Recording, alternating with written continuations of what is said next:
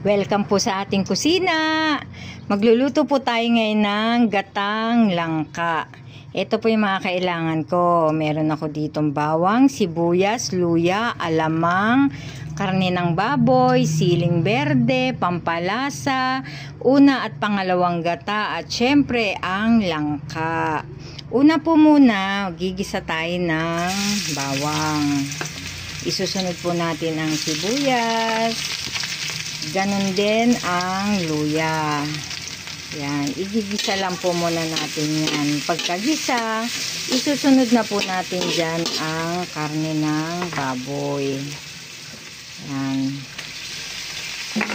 Isusunod na rin po natin dyan ang alamang. Yan, lulutuin po natin maigi yan. Haluin lang po muna natin, tapos tatakpan natin siya para malutong maigi ang ating alamang at karne ng baboy. Pagluto na po ang ating sahog, ibuhos na natin ang pangalawang gata. Yan, papakuluan lang po natin yan. Pagkatapos, saka natin ilalagay ang langka. Pagkulo ng pangalawang gata, ibuhos na natin ang langka. Yan, bali 1 kilong langka po yan. Yan, tatakpan lang po natin yan hanggang sa maluto. Yan, kapag luto na po ang ating langka, timplahan na po natin ang ating langka. Yan, timplahan na po natin siya. Ngayon, lagay na rin natin ang ating sili. At ibuhos na natin ang ating kakanggata.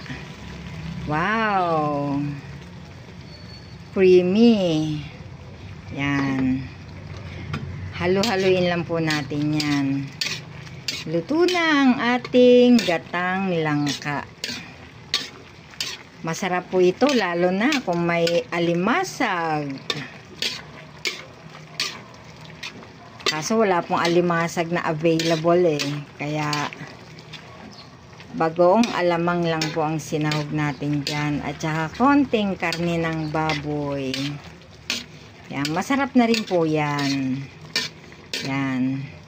Okay na po yan para sa ating pananghalian. Yan.